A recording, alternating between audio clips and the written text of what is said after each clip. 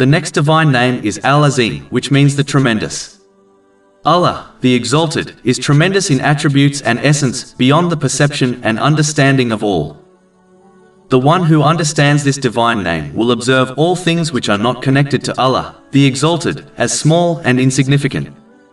The commands and prohibitions of Allah, the Exalted, will be tremendous in their sight, so they hasten in obedience to Allah, the Exalted, by fulfilling His commands, refraining from His prohibitions, and by facing destiny with patience while putting aside all things which can hinder them in this task. A Muslim should act on this divine name by adopting humility, as all are humbled before the greatness of Allah, the Exalted. They should demonstrate humility towards Allah, the Exalted, and towards the creation without showing signs of weakness.